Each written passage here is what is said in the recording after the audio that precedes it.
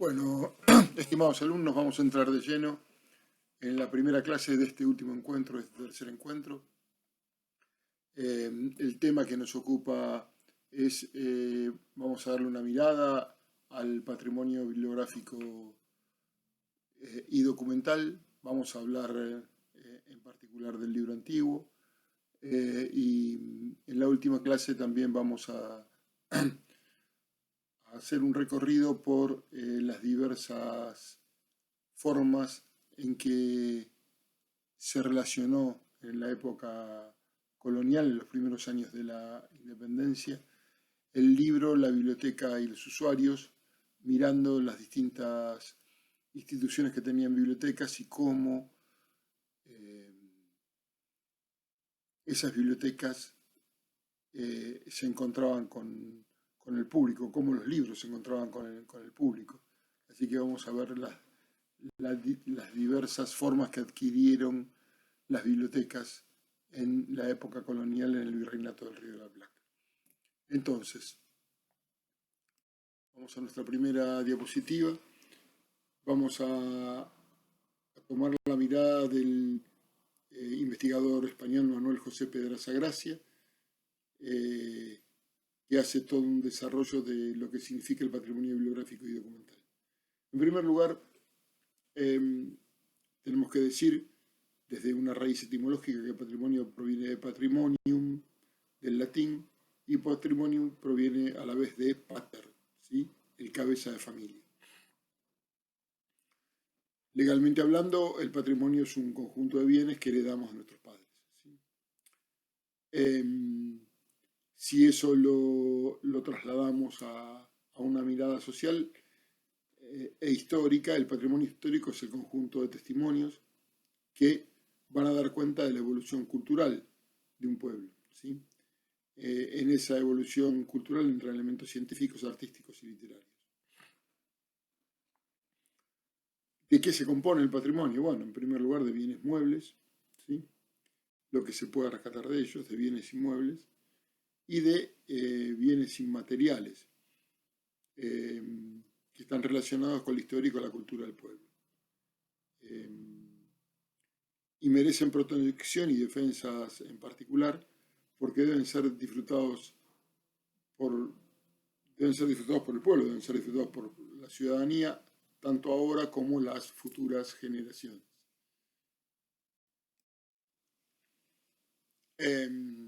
Como dijimos antes, el patrimonio bibliográfico y documental son un conjunto de testimonios documentados, ¿sí? Que nos hablan de cómo va evolucionando la cultura de un pueblo. Para poder adentrarnos en el patrimonio bibliográfico y documental, una breve definición de documento previamente. Documento es todo registro de información con independencia de su soporte físico, ¿sí? Entonces, la definición, para poder ser más clara, debe ser inclusiva. Es decir, vamos a mirarlas desde el punto de vista del poseedor, vamos a mirarlas desde el punto de vista de la tipología, vamos a mirarla acerca del número de ejemplares y vamos a mirarla desde el punto de vista cronológico. En primer lugar, el patrimonio bibliográfico y documental puede tener dos tipos de poseedores: o está en manos del Estado o está en manos de los particulares. Los bienes que conforman el patrimonio bibliográfico y documental son un componente material, está referido a quién es el propietario, y un componente patrimonial, que es el eje en el cual se vertebra la herencia patrimonial de una comunidad, ¿sí?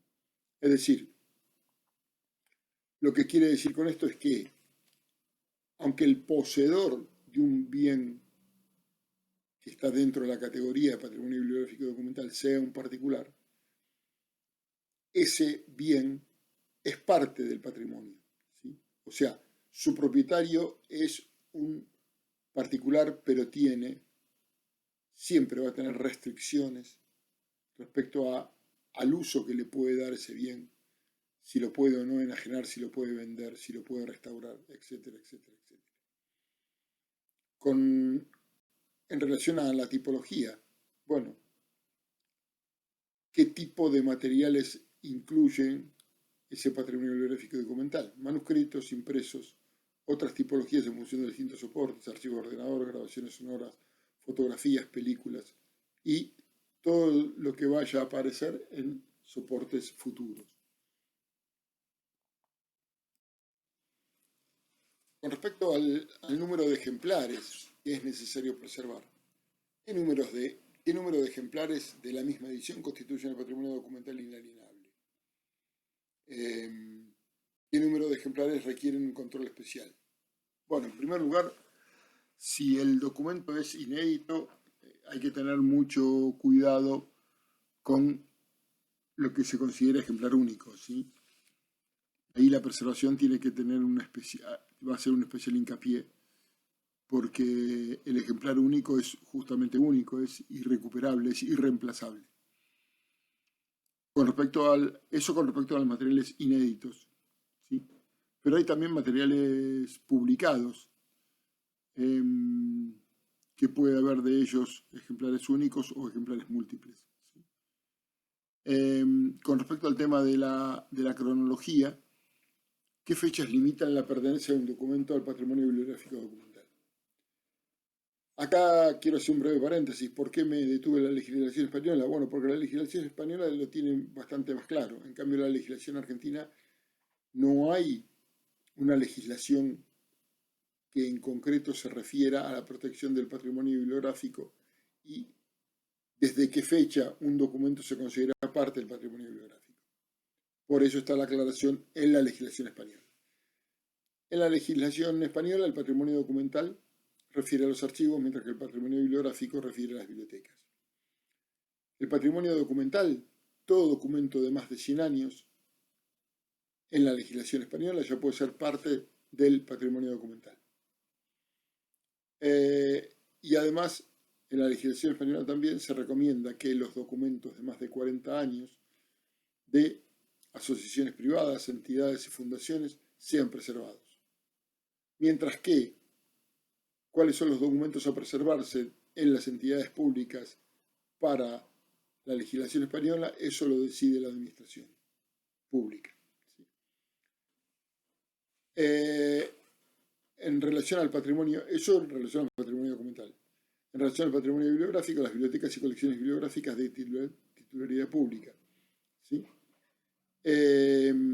Fíjense que ahí dice otras obras de titularidad privada, sin importar el soporte, editadas antes de 1958. Eso quiere decir, deben ser preservadas, de las que no existan 3 ejemplares en las bibliotecas o servicios públicos o un ejemplar en el caso de películas. ¿Sí? Es decir, ahí hay que poner un particular interés. Nosotros tenemos como país, como nación más joven, otras particularidades y otras diferencias con países como España. Nosotros no podemos hablar de incunables como hablan ellos. Ellos hablan de incunables, es decir, el libro que nació desde la cuna de la imprenta a los últimos 50 años del siglo XV. Nosotros en los últimos 50 años del siglo XV casi no existíamos como continente. No sé si existíamos, pero no teníamos visibilidad para Europa. Colón nos descubre en 1492. Por lo tanto, cuando nosotros hablamos de patrimonio bibliográfico y documental, por ejemplo, si nos referimos concretamente al Virreinato del Río de la Plata, tenemos que hablar de un país que tuvo su primera imprenta a comienzos del siglo XVIII, ¿sí? Por la imprenta que fabricaron los jesuitas con maderas de la selva misionera, ¿sí? La primera imprenta que llegó de Europa al territorio del Virreinato del Río de la Plata, que también llegó por pedido de los jesuitas, llega a la provincia de Córdoba, llega a la ciudad de Córdoba. Y es la imprenta que tiene muy poco uso, muy pocos años de uso, porque llega en 1764 y en 1767 esa imprenta queda durante algunas décadas arrumbada en los sótanos del colegio que los jesuitas tenían en plena capital cordobesa, porque los jesuitas son expulsados por orden del rey Carlos III, por lo tanto la imprenta queda sin uso hasta que el virrey Bertis le compra al gobernador de Córdoba esa imprenta, la instala en Buenos Aires y esa es la que se conoce como la imprenta de los Niños Expósitos. Bien, seguimos avanzando. Vamos a poner ahora foco en otra mirada sobre el patrimonio bibliográfico documental. Ahora es la mirada de dos investigadores, Idalia García Aguilar y Luis Guillén Rueda. Ellos afirman que el patrimonio documental es la memoria que se guarda, ¿sí?, en archivos y bibliotecas, y que justamente porque tiene condiciones especiales es un objeto cultural de extrema fragilidad. Cada libro y cada documento que se preserva son el resultado de un complejo entramado social, político, cultural y económico que va dejando testimonio de esos elementos supervivientes. A ver, primera consideración. Los objetos que conforman el patrimonio, ¿sí?, que vienen de un pasado, en muchos casos muy remoto, son objetos sumamente frágiles, ¿sí?, fruto, ¿sí?, o resultado de un entramado, ¿sí?, social, cultural, político, ¿sí? Entonces, y son frágiles, y acá vamos a tener una prueba muy concreta de eso. Fíjense, como dice en el párrafo siguiente, que en la Convención sobre la Protección del Patrimonio Mundial, Cultural y Natural de 1972, los libros y documentos no estaban incluidos como parte integrante del conjunto de elementos patrimoniales que debían ser protegidos. Eso en la Convención de 1972. Este error, esta falta de protección, cambia radicalmente en 1992 con el programa de la UNESCO Memoria del Mundo, donde sí, ahí se incluye al patrimonio bibliográfico documental a ser protegido. Esas directrices para salvaguardar el patrimonio documental pueden verse en el enlace que yo les dejo si quieren profundizar un poquito más en el tema.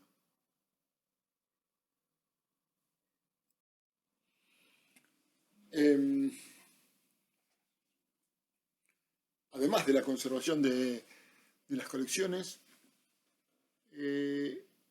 porque en los países en vías de desarrollo como son los nuestros, el tema de la conservación del patrimonio es un tema muy álgido, un tema que todavía incluso en muchos países no ha tenido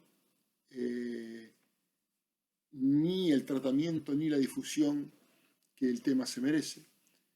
Nos encontramos con la dificultad para elaborar elementos de instrumentos de control e identificación de ese patrimonio. O sea, y nos faltan instrumentos de control e identificación porque no tenemos recursos que sean para disponer en la regulación de ese patrimonio, ¿sí?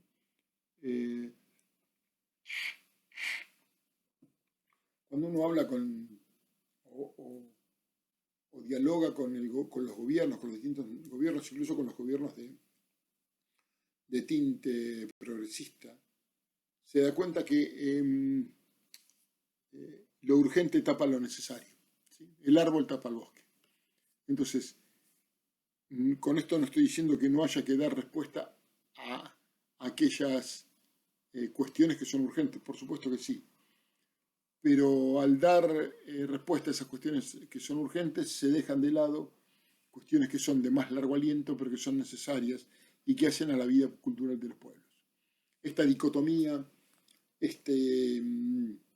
oscilar entre lo urgente y lo necesario, es una constante en la vida política de nuestras naciones en vías de desarrollo. Pero es necesario garantizar la protección de las colecciones. Pero para poder garantizar la protección de las colecciones es necesario conocer cuál es la riqueza de nuestros libros y documentos. conocerlos para quererlos, para amarlos, porque no se puede proteger lo que no se conoce y no se puede conocer a fondo algo que no se ama. ¿Sí? Entonces,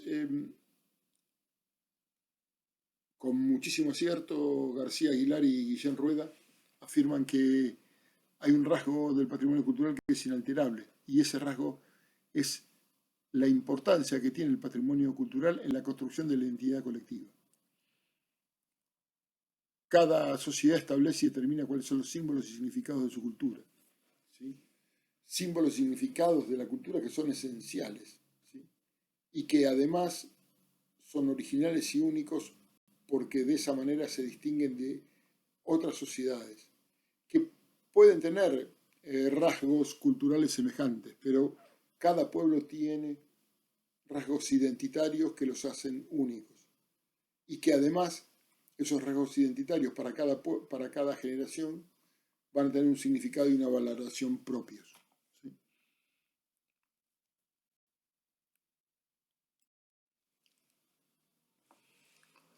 Siguiendo adelante con el pensamiento de García y Guillén, ellos dicen que reconocemos en el pasado una serie de aportes que nos definen, a la vez que nos distinguen. Y como no se puede preservar todo el pasado, porque esto es imposible en términos materiales, ¿sí? Lo que se hace es un recorte, es decir, de ese pasado se seleccionan aquellas cosas que son consideradas desde un punto de vista cultural más pertinentes. Ahora, esa mirada, la pertinencia de esa mirada, tiene que ver con la mirada actual. ¿Sí? Nosotros actualmente, con nuestro conocimiento, seleccionamos del pasado aquellas cosas que nos parecen más importantes. Y en esa selección, claramente, como cuando uno hace una elección, siempre cuando no elige entre una cosa buena y una cosa mala. Muchas veces elige entre cosas buenas y sin embargo desecha las menos buenas o lo que a su consideración establece como menos buenas y se queda con las mejores, con las más buenas. ¿Sí? Siempre que hay una elección se desechan cosas que no necesariamente tienen que ser malas, en muchos casos son cosas muy buenas. Iberoamérica, en ese sentido, representa un espacio diverso y plural, con rasgos culturales compartidos entre los distintos países, ¿sí? Porque ahí tiene que ver el flujo permanente de personas que han circulado por nuestras naciones en este subcontinente, ¿sí? Y en diferentes momentos históricos. Retomando lo que decíamos antes, la mayoría de los países iberoamericanos son subdesarrollados y tienen urgencias que no les permiten pensar en proyectos de cooperación en materia de protección del patrimonio a corto, mediano y largo plazo. Por eso, una de las formas de paliar este problema estructural, este problema que es un problema en el fondo económico, la falta de recursos, es necesario poder pensar programas institucionales en común, ¿sí? que garanticen una continuidad fecunda de todas las acciones. Por eso debemos pensar en una cooperación que tenga como valor principal la reciprocidad. Es decir, lo que yo pueda hacer, el resultado de mis esfuerzos, de mis investigaciones, de nuestro trabajo como nación, poder ponerlo a disposición de los otros para allanarles el camino. ¿Sí? O sea, no solo aquello que hacemos, sino también los resultados que obtengamos, el fruto de nuestros esfuerzos investigativos, darlo, ponerlo a disposición libremente para que los otros se puedan beneficiar con nuestras investigaciones y puedan partir desde una base más sostenible, ¿sí? Tengan una parte del camino ya recorrido.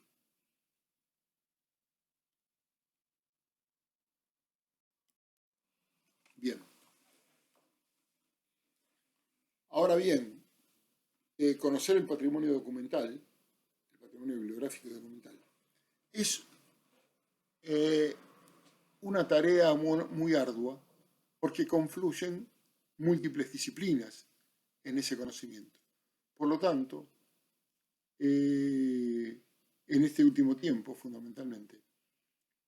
La mayoría de las instituciones, de las academias, las universidades han entendido que el camino para proteger de una mejor manera el patrimonio bibliográfico documental es la especialización. Es decir, que desde distintas miradas científicas, multidisciplinares, podamos confluir para proteger el patrimonio bibliográfico y documental. ¿Sí? Entonces, no es una sola disciplina, son muchas disciplinas que confluyen en la protección del patrimonio. Siguiendo adelante con la temática, es necesario tener presente que el acceso al patrimonio bibliográfico documental es fundamental restringirlo. Es decir, acá hay dos aspectos que pueden parecer contradictorios, que son la preservación y la difusión. Pero para que algo pueda ser difundido, en primer lugar es necesario que sea preservado. Por lo tanto, la condición de preservación debe cumplirse de manera ineludible.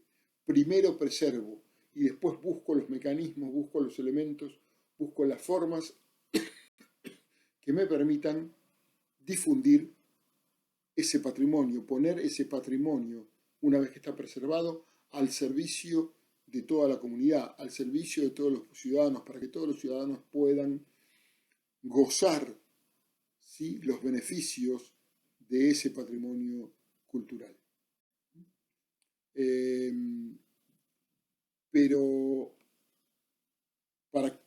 vuelvo a repetir, y esto es algo que se repite en todos los autores,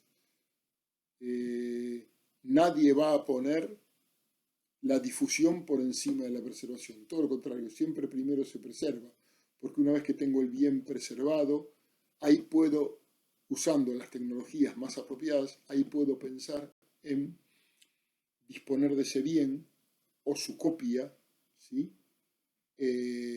Ponerlo a consideración de la mayor cantidad de personas posibles, ¿sí? Bien.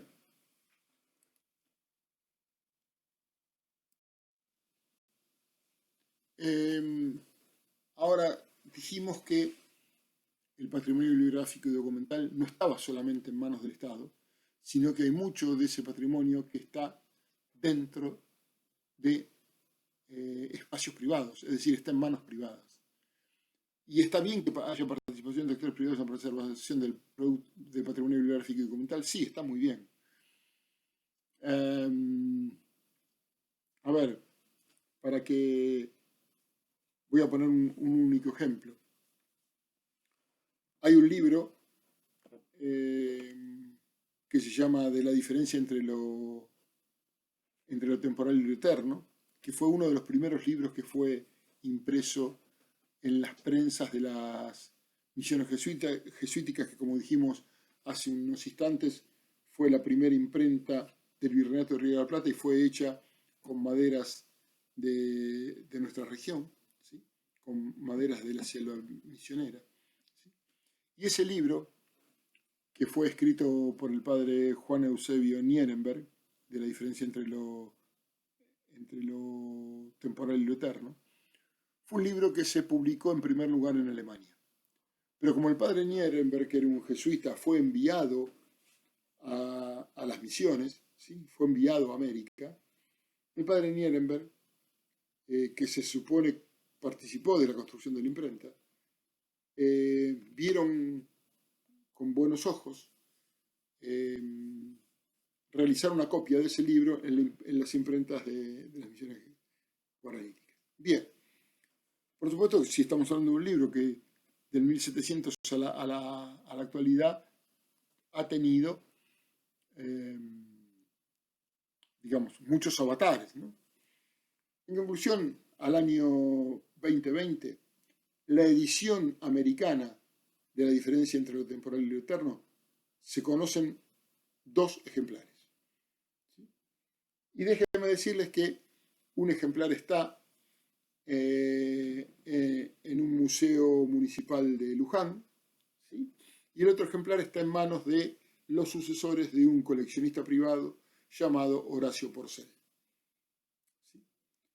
Con una salvedad, el ejemplar que está en manos de el Museo de Luján tuvo un accidente y tiene el documento tiene una quema parcial, está quemado en alguno de sus... O sea, no tiene una preservación tan importante, tan garantizada como la preservación que tiene el documento que está en manos privadas, es decir, de los sucesores de Horacio Porcel. Ahora, el libro de Horacio, que estaba en manos de Horacio Porcel es un empresario de la construcción que ya falleció, por lo tanto está en manos de sus sucesores, sigue siendo un patrimonio, si bien el dueño es los sucesores de Horacio Porcel, es un patrimonio nacional, es un patrimonio cultural nacional, es un patrimonio de la Argentina, ¿sí? Es decir, cualquier cosa que se haga con ese ejemplar debe ser consultado. Los sucesores de Horacio Porcel no pueden disponer alegremente, por decirlo de algún modo, de ese libro. No pueden enajenarlo, no pueden mandarlo a encuadernar, no pueden venderlo, ¿sí? O sea, sí lo pueden hacer previa consulta con los entes nacionales que se ocupan de estas cuestiones, ¿sí? Si estuviéramos en España y no en la Argentina, la legislación que protegería a ese bien que está en manos privadas sería mucho más fuerte, mucho más consistente, mucho más, digamos, lo que los actuales dueños de ese libro podrían hacer con él mismo son cosas que estarían muy, muy pautadas, ¿sí? Pero déjenme decirles que ese libro, si bien en manos privadas, es parte del patrimonio bibliográfico nacional, ¿sí?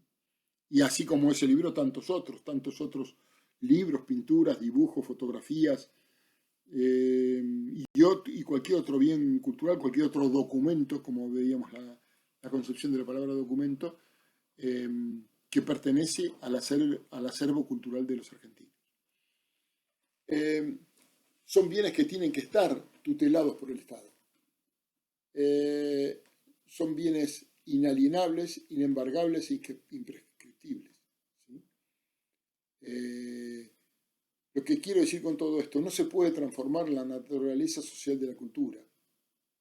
¿Puede haber cultura privada? Sí, por supuesto, no solo puede haber, sino que es deseable que haya y está bien que la haya, y las iniciativas privadas respecto a la cultura son sumamente importantes. Más allá de que acá en la Argentina no tenemos una arraigada cultura del mecenazgo, ¿sí? Pero eso no significa que no sean bienes que pertenecen a la cultura de todos los argentinos, ¿sí? Y que de algún modo todos los argentinos tenemos derecho a gozar de ese bien, ¿sí? Por eso van a ver que García y Guillén dicen que en lo referido al patrimonio documental es necesario elaborar un producto sustituto del original que pueda ser utilizado para acercar a la sociedad esta riqueza cultural. Hay algunos sustitutos de este documento del cual recién yo les hacía mención como ejemplo. Sí, claro que los hay. Hace pocos años una entidad creo que fue la Sociedad de Comercio de Rosario, hizo una edición facsimilar de la diferencia entre lo temporal y lo eterno. En principio una edición bastante discutible, muchos bibliófilos entendidos en el tema dijeron que se podría haber hecho un producto mucho mejor, porque fue una edición novenal y solamente para algunos socios de la entidad. Pero bueno, sí, claro que se pueden hacer ediciones que faciliten la consulta de este material por parte de la sociedad, ¿sí? Y no que se tenga que utilizar el original para ser consultado. Acá lo lo recomendable es que el original sea preservado, ¿sí? Entonces, volviendo a nuestros sliders, la digitalización es un elemento altamente recomendado porque facilita y disminuye el costo de la reproducción, ¿sí? Y además, a través de la digitalización, lo que evitamos es el vandalismo, porque si muchas manos quieren estudiar un bien, aun con un fin loable como es el estudio de un documento, ese documento, por ser un documento frágil, tal cual decíamos antes, es un documento que se deteriora muy rápidamente, mucho más rápidamente que los documentos actuales. Por tal razón es necesario preservarlo, y por eso en este caso la digitalización es un camino de los conocidos hasta ahora, uno de los caminos más eficaces para la conservación de ese bien que es indispensable para la cultura de todo un país. Bien. Volvemos a la mirada de Manuel José Pedraza Gracia, ¿sí? Y acá vamos a hablar cuáles son los objetivos primarios referidos al patrimonio bibliográfico documental. Bueno, en primer lugar, dice Pedraza, garantizar el acceso a este patrimonio. El ciudadano tiene derecho a disfrutar la herencia patrimonial. Los bienes deben estar al servicio de la comunidad, fíjense cómo lo dice claramente Pedraza, con independencia de la propiedad de los mismos. No importa si el propietario es el Estado o un privado. Esos bienes deben estar al servicio de la comunidad. ¿Cómo? Bueno, eso hay que regularlo, ¿sí? Y es necesario, por lo tanto, no solamente garantizar, sino además conservar. Hay que conservar con independencia de la rareza del bien, ¿sí? No necesariamente la rareza tenga que ser el único elemento a tener en cuenta para conservar un bien. Y acá Pedraza pone claramente que la conservación está por encima del acceso, que la conservación está por encima del acrecentamiento de una colección y que la conservación está por encima de la propiedad, ¿sí? Es decir, debo conservar por encima del acceso, ¿sí? La conservación está antes, está por encima del acceso. La conservación está por encima del acrecentamiento de una colección. La conservación está por encima de la propiedad del bien, ¿sí? Y debo garantizar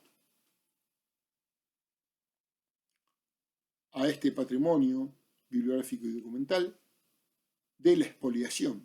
Es decir, la expoliación significa toda acción o omisión que ponga en peligro de pérdida o de destrucción parcial o total todos o algunos de los bienes que integran el patrimonio, ¿sí? A través de la protección, protegemos de la expoliación. Es necesario controlar la exportación ilegal de los bienes del patrimonio bibliográfico y documental, porque estos son inalienables, no se pueden vender y comprar, no son productos para ser mercantilizados, ¿sí?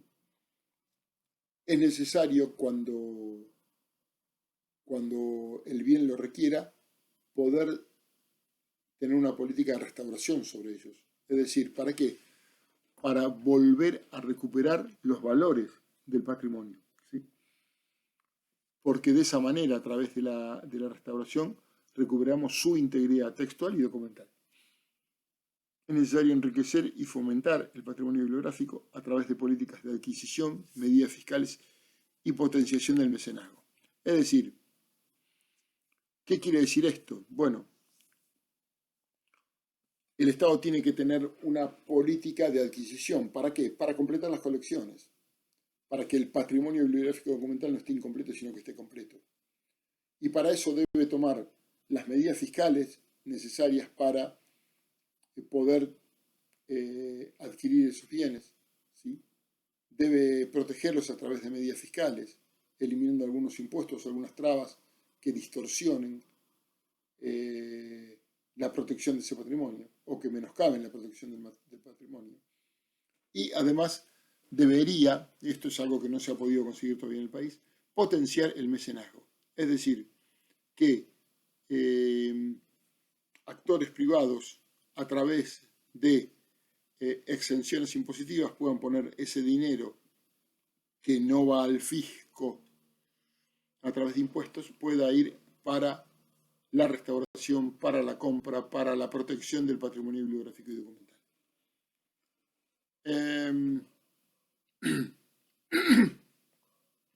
Otra cosa muy clara que dice Pedraza es que el patrimonio no puede ser un conjunto de elementos estáticos, no, es un conjunto de elementos dinámicos, porque el patrimonio se investiga, se lo protege, se lo conserva y se lo restaura, para poder difundirlo. Entonces, van de la mano la conservación y la restauración, van de la mano la investigación y la protección. Cuanto más investigado sea un bien, parte del patrimonio bibliográfico documental, mejor se lo va a conocer. Y entonces, si mejor se lo conoce, es más factible que se lo pueda proteger de una mejor manera. ¿Sí? Y todo esto, la conservación, la restauración, la investigación sobre ese bien y la protección, se hace con un objetivo. El objetivo es la difusión. Ahora, esa difusión no se hace de cualquier manera. Esa difusión tiene detrás elementos didácticos. Y si no, ustedes pueden ver lo que significa la difusión de nuestro patrimonio cultural, por ejemplo, a través de los museos. ¿Sí? Cuando cada vez se habla más, desde hace ya por lo menos 20 años, de el curador del museo. ¿Qué es el curador? O el curador de una muestra. Bueno, el curador es aquella persona que tiene un conocimiento muy profundo, muy adecuado sobre una determinada obra. Puede ser la obra de un autor, puede ser la obra de una época, puede ser la obra de una determinada corriente pictórica, etcétera, etcétera, etcétera. Y dispone una muestra y hace que el público haga un recorrido para que entienda mejor, ¿sí?, cómo fue el avance o los avances y retrocesos que tuvo la obra de un autor o la obra o el catálogo de una biblioteca o bueno, cualquier cosa que se difunda, que no se lo hace así nomás. No pongo un cuadro al lado de otro. Hago que ese conjunto de bienes tengan un recorrido, ¿sí? Y ese recorrido didáctico se lo pone de esa manera para poder ser entendido, para que el público entienda de una mejor manera, ¿sí?, la obra, incluso para que el público pueda hacer su propio recorrido sobre la obra. Esto es fundamental, ¿sí? Pero para lograr un mayor y un cabal entendimiento sobre esa obra, ¿sí? Por eso hablamos de difusión y hablamos de didáctica, ¿sí? Es una difusión pensada, sistematizada, que se le acerca de una determinada manera al público, para que el público pueda entender, ¿sí?, para que el público pueda disfrutar de esos bienes culturales que le pertenecen, ¿sí? Bien, seguimos adelante.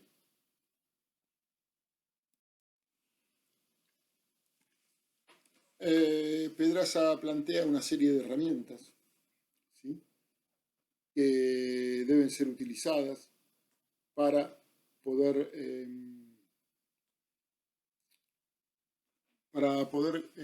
conocer mejor el patrimonio.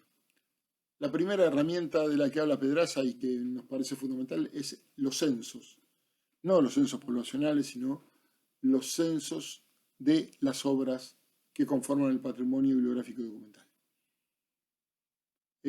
¿Ustedes alguna vez oyeron hablar de un censo del patrimonio bibliográfico y documental en la Argentina? No, nunca. Debería ser importantísimo saber dónde estamos parados, saber qué tenemos, ¿sí? El censo es fundamental para la investigación. Hoy en día no sabemos qué libros tenemos y dónde están, qué fondos hemerográficos tenemos y dónde están, cómo se los puede consultar, cuál es su grado de conservación, cuál es su grado de deterioro. Entonces, es fundamental conocer los elementos que componen el patrimonio bibliográfico y documental, conocer las colecciones y los fondos, poder localizar un documento. Nosotros no podemos, hay documentos que no sabemos que los tenemos, que no podemos localizarlos porque nunca hemos hecho un censo. Nosotros no podemos identificar la propiedad del bien. Esta digresión que hice yo en diapositivas anteriores, mencionando a un coleccionista privado llamado Horacio Porcel. Es una excepción. En general, no se conoce quiénes son los dueños de los bienes.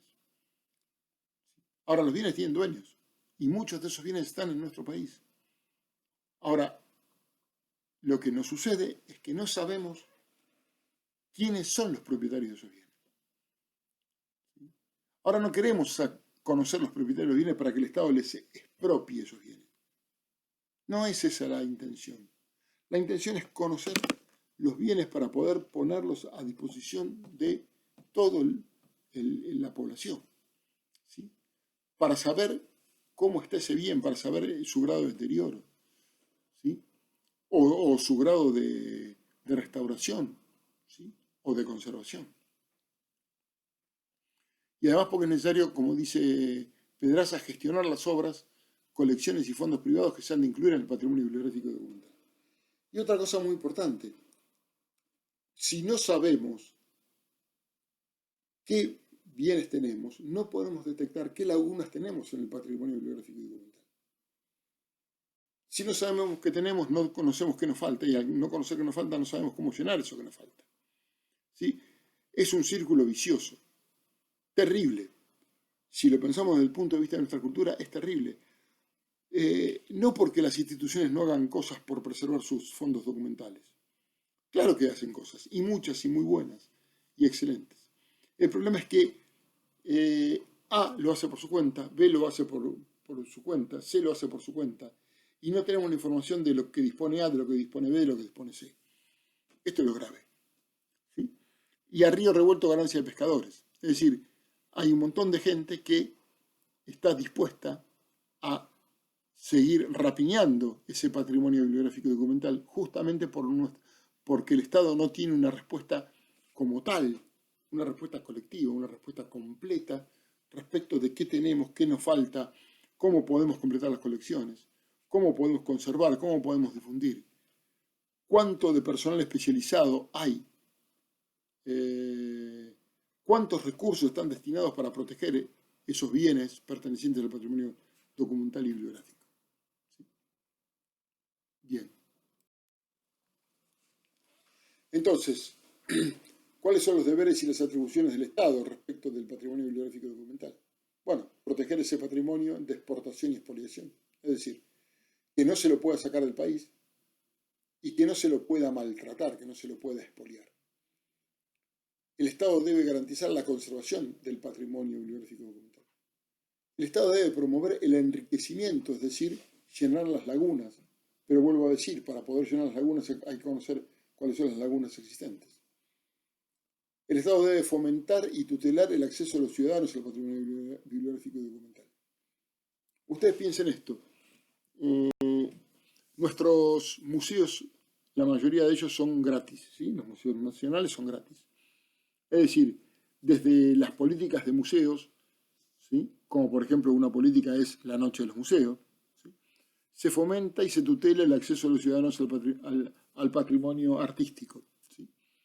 ¿Por qué no poder hacer lo mismo acerca del patrimonio bibliográfico y documental? ¿Por qué no hacemos lo mismo? ¿Por qué no buscamos hacer lo mismo? ¿Sí? Que nuestros ciudadanos conozcan nuestras bibliotecas, que conozcan nuestros fondos documentales, que se los exponga, ¿sí? Que se los muestre, que se le explique al ciudadano de a pie cuál es su valor, en qué consiste ese documento que está viendo, por qué es importante para nuestra cultura, ¿sí? ¿Qué nos da? ¿Qué nos deja? ¿Sí? Y además porque tenemos que garantizar la transmisión de esos valores culturales a las futuras generaciones. ¿Sí? Porque si ustedes ven, las futuras generaciones no tienen ni idea de cuál es nuestra riqueza cultural, sobre todo en lo referido al patrimonio bibliográfico y documental. ¿Sí? A muchos de nuestras futuras generaciones, todo lo que suene a formato impreso les genera como un rechazo de piel. ¿Sí? No entienden el valor que tiene ese formato impreso, bibliográfico o documental, el que está custodiado por archivos y bibliotecas. Ahora, la única forma de que nuestras generaciones valoren esos documentos, que son parte integrante y fundamental de nuestra cultura, es que nosotros mostremos, difundamos, transmitamos a esas generaciones el valor documental, el valor bibliográfico de estas colecciones.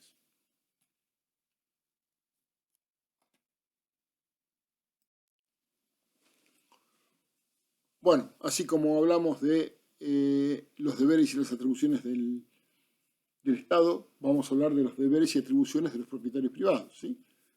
Pedraza Gracia nos dice que los privados deben conservar, proteger y destinar los bienes pertenecientes al patrimonio bibliográfico documental. Deben usarlos, pero no deben impedir su conservación. Deben facilitar su inspección, es decir, el Estado tiene derecho a inspeccionar el estado del bien. Deben notificar al Estado la intención de transmitir el bien o de restaurarlo. No lo pueden hacer sin manifestar la intención de transmitir ese bien o de restaurarlo. Deben permitir, bajo, por supuesto, cuidados y preservando el derecho a la intimidad del propietario de ese bien, deben permitir el acceso de los ciudadanos a los mismos. Esto es algo que no se ve, ¿sí? Sobre todo no se ve en los libros o en los documentos. Sí vemos que es mucho más frecuente que el ciudadano privado, dueño de colecciones pictóricas o de colecciones fotográficas o de películas, sí preste el bien para ser exhibido, ¿sí? Está como mucho más naturalizado, no tanto en los libros, ¿sí? Como que el libro queda mucho más restringido al ámbito privado y no se socializa ese bien, ¿sí? Por eso es muy importante, como dice Pedraza, prestarlos para exposiciones temporales. ¿Sí? Bajo todos los cuidados necesarios, por supuesto, bajo todos los recados necesarios, pero es necesario prestarlos para exposiciones temporales.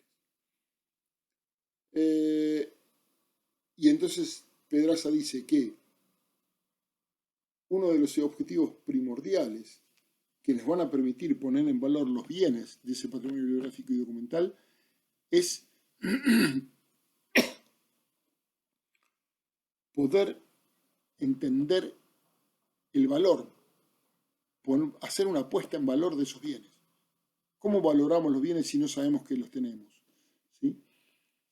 Entonces, ¿y cuál es la forma de poner en valor un bien documental o bibliográfico? Investigándolo. ¿Sí? Por su antigüedad, por su rareza, por ser único, ¿sí? Pero todo eso sale de la investigación que se hace sobre ese determinado bien. Por eso es tan importante lo que decíamos antes, la investigación, la especialización, la multidisciplinariedad, distintas miradas puestas sobre ese objeto que tiene tanto valor cultural, ¿sí? ¿Para qué? Para poder darle el valor que ese objeto tiene verdaderamente, ¿sí? Y para que podamos darle a ese objeto el lugar que dentro del patrimonio cultural se merece, ¿sí? Ni más ni menos, ni sobrevalorarlo ni infravalorarlo. Darle el lugar que le corresponde entre los bienes de nuestro acervo cultural. Bien.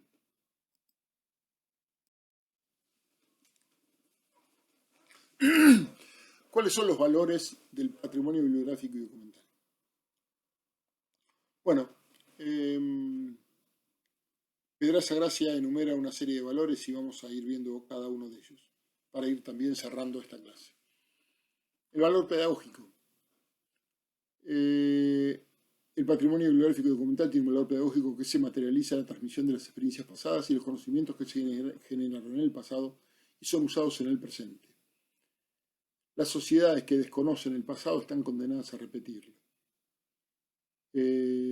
Ojo, que nosotros somos una sociedad que tendemos a negar nuestro pasado, a borrarlo, a desconocerlo, a no darle la importancia que tienen, y por eso muchas veces repetimos los errores del pasado.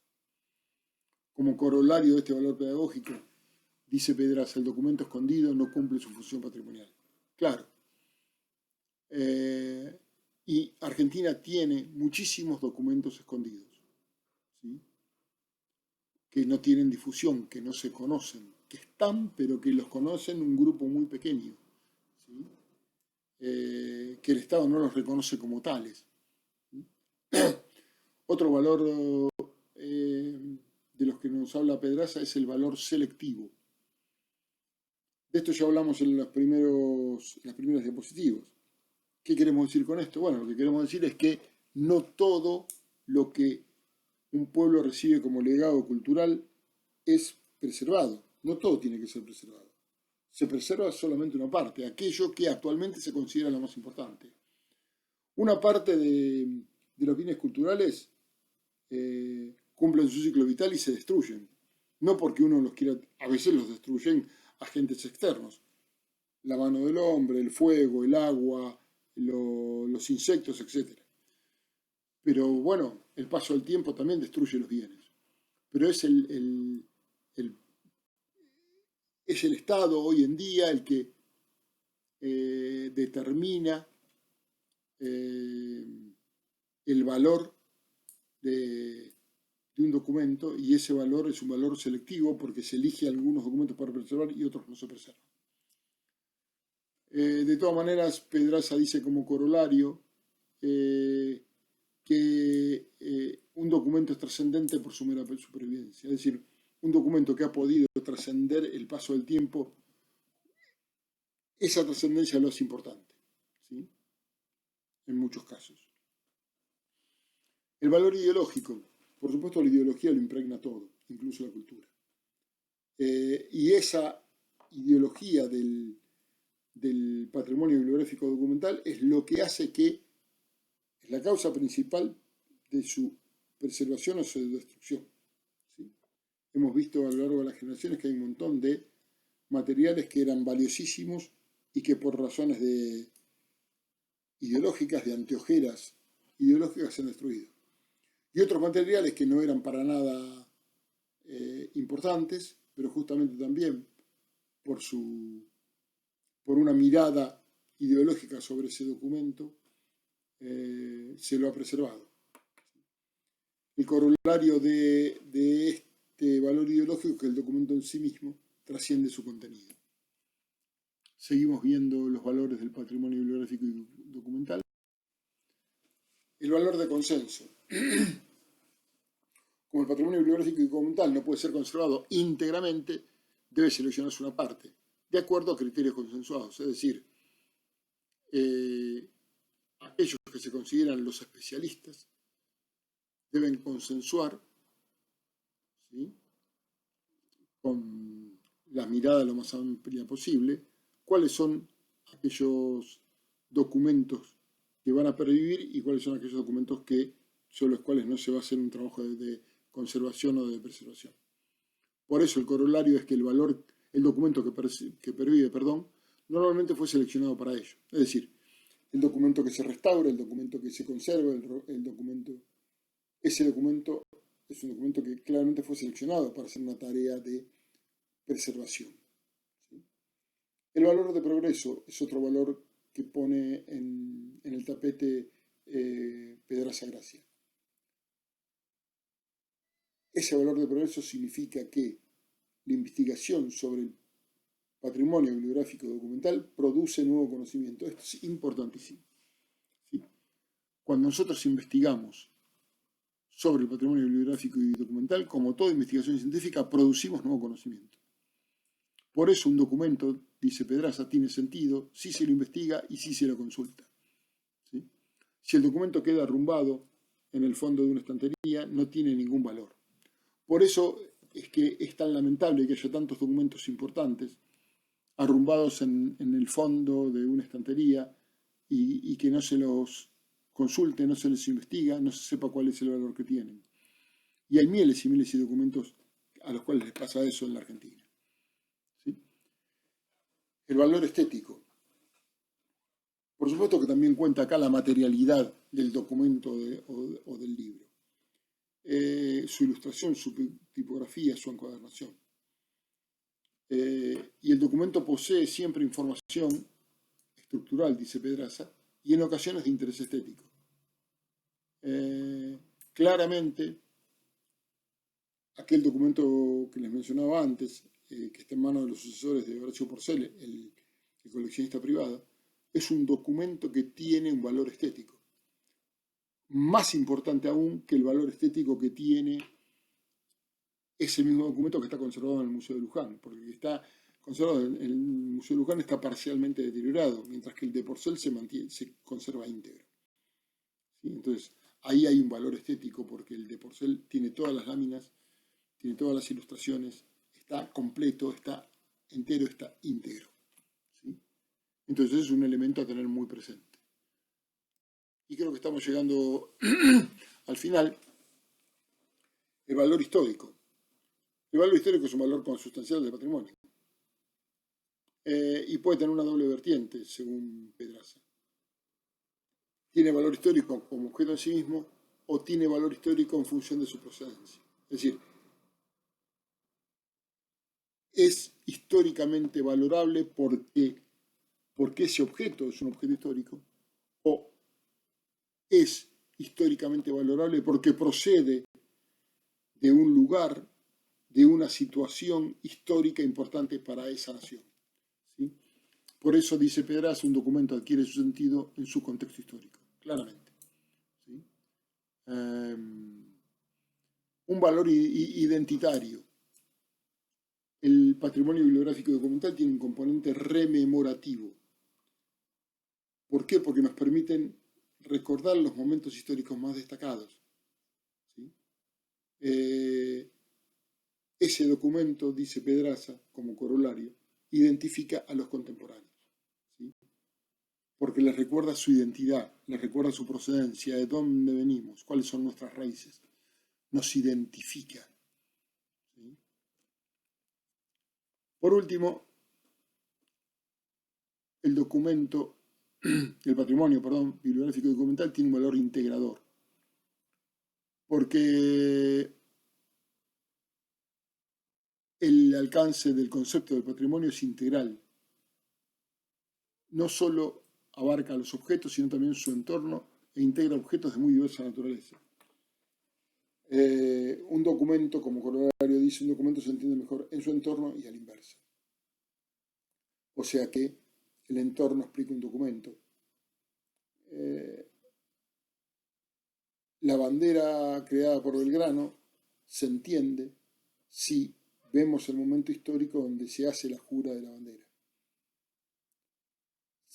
Y el lugar donde se hace y la situación política en la cual Belgrano hizo jurar la bandera. Si no miramos ese entorno y extrapolamos la jura de la bandera del entorno, o extrapolamos la bandera, el símbolo de bandera del entorno, no entendemos. En cambio, si contextualizamos la jura de la bandera, por poner un ejemplo cualquiera, vamos a entender mucho más el sentido de dicha jura. ¿Sí? Y entonces eso se convierte en un testimonio para la historia y para la cultura del país muy, pero muy importante. ¿Sí? Le da sentido. ¿No? La bandera se entiende en esa jura en particular y esa jura explica la bandera y el juramento que se hizo de esa bandera. Bueno,